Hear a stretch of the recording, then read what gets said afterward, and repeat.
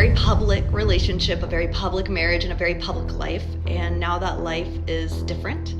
I am a best friend, a husband, a blurry video from Disney World, and then total silence from the two people everyone actually wanted to hear from. This is messy. So this is one of those stories where the hardest part is not the drama itself. It is figuring out what we are actually allowed to say is true.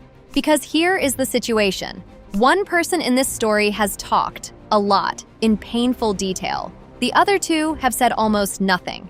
And when the scoreboard is that lopsided, an honest take has to be really careful. I can tell you what the wronged party has said on the record. I can show you what the internet dug up, but I cannot invent the side of the two people who chose to stay quiet. So that is the deal today. I will tell you what is actually confirmed. I will flag what is pure rumor, and I will not pretend that silence is the same thing as a confession. Let us get into it. First, you need to understand how completely tangled these three people were, because that is the entire reason this betrayal landed like a bomb. At the center is Megan, one of the biggest names in the Roblox world, who built a whole pastel empire and, crucially, co-founded a genuinely successful game studio with her husband. That husband is Zach, a longtime creator turned CEO, who helped scale that studio into one of the most successful operations on the entire platform. And then there is Leah, another massive Roblox star in her own right, famous for her pink, dreamy roleplay content. And Leah was not some distant acquaintance here. By Megan's account, Leah was her best friend, her former roommate, someone woven all the way into her home, her holidays, her whole life. So just sit with that web for a second. A marriage, a business partnership worth millions, a best friendship. All three of these people were knotted together personally, financially, and professionally, all at once. Which means that when it finally came apart, it did not just end one relationship, it detonated every single one of them simultaneously. And it is worth understanding just how high the stakes were here, financially. That studio the two of them built together was not some little side hobby. It became a serious player behind one of the highest-earning licensed games the platform had ever seen, an operation that at one point scaled up to dozens of employees. So this was never just a marriage on the line. It was a company, a brand, livelihoods, an entire little business empire, all of it sharing a foundation with a marriage that was quietly cracking down the middle. And once you grasp that, you understand why every single person involved had every possible incentive to keep things calm, controlled, and very, very quiet. Okay, so what actually happened? According to the one person who has spoken, Megan has laid out a detailed, on-the-record account, and her version goes like this. She describes a slow-motion betrayal, not a single bad night. She says there was roughly a 2-week stretch where she slowly realized an inappropriate emotional connection had formed between her husband and her best friend before anything physical. She says she set a clear boundary, told them the friendship had to stop because it had gotten wildly inappropriate, and then spent around 2 agonizing months begging her husband to choose the marriage. By her account, it did not work. And Megan's account actually goes deeper than just the timeline. She has described what she experienced as a calculated, manipulative pattern, alleging that Leah had shown a quiet interest in Zach going back to a creator event a couple of years earlier, and that Leah seemed to present almost 2 different personalities depending on who was in the room. The cruelest part, by Megan's telling, was that she had been the emotional support system for both of them, her husband and her best friend, even while she was recovering from her own serious health struggles.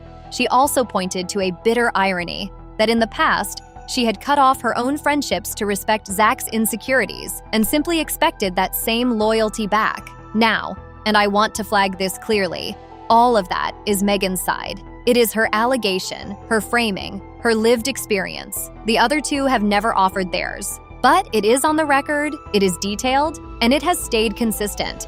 And then it went public the way these things always do now, through a video. A short, grainy clip started circulating everywhere, allegedly showing Leah and Zach kissing at Disney World. Now, I want to be precise here. That clip is low quality, so on its own, you have to label it carefully. But it did not stay ambiguous for very long, because Megan herself then confirmed the core of it.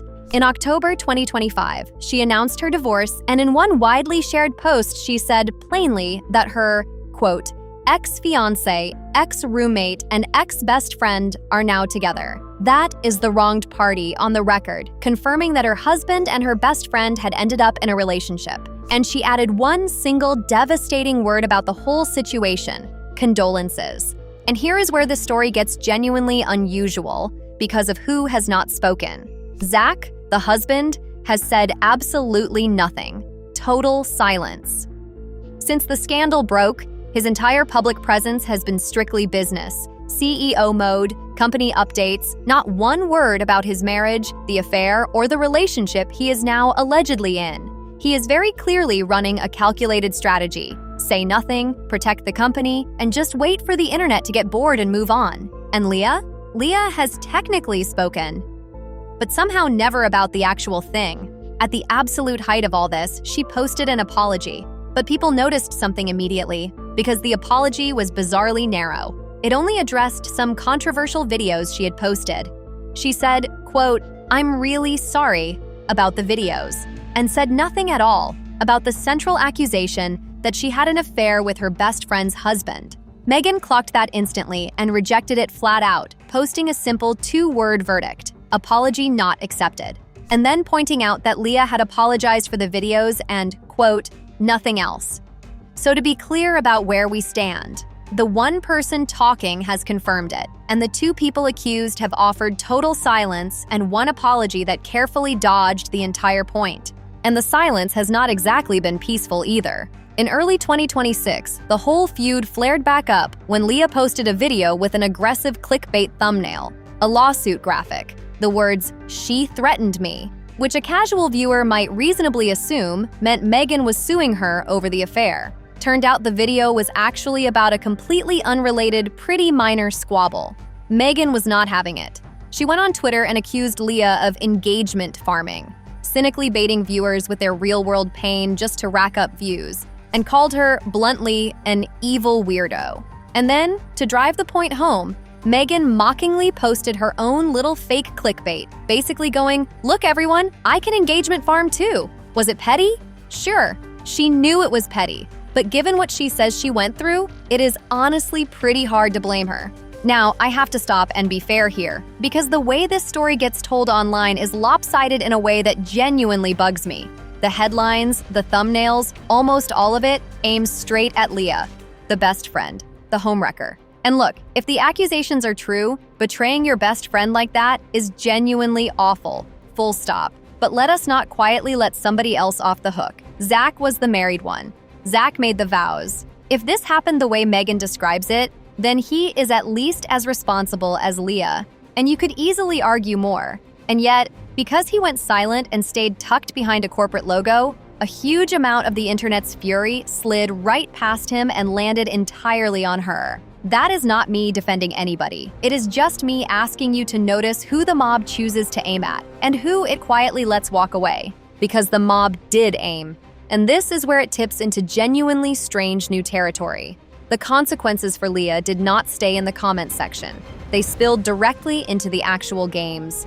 In one massively popular Roblox fashion game, Leah used to have her own branded item. You could literally type her name in as a code to unlock it. After the scandal, the community launched a coordinated pressure campaign demanding the developers cut ties. And the devs eventually caved, quietly scrubbing her name right off the item. Think about how wild that is for a second. A personal affair between 3 adults resulted in someone's name getting patched out of a video game. And that raises a real, honest question that even some of the critics stop to ask.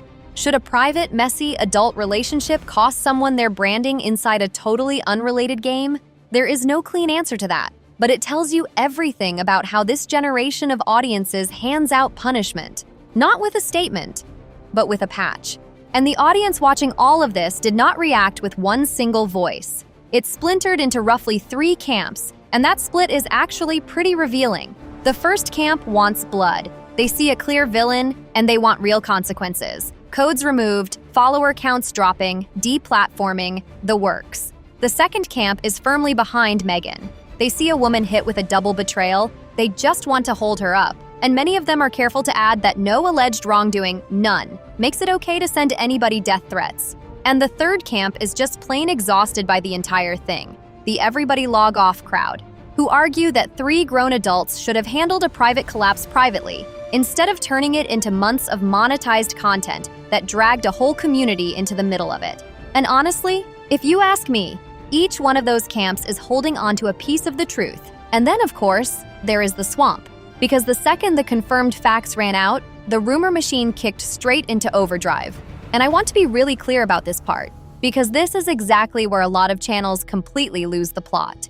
Floating around right now are claims that Leah is secretly pregnant with Zach's baby, that the two of them quietly got married, that Leah went broke, had some kind of breakdown, and held an estate sale to liquidate everything she owns, that a whole list of other famous creators secretly knew about the affair the entire time. And I need you to hear this plainly. There is zero credible evidence for any of that. None.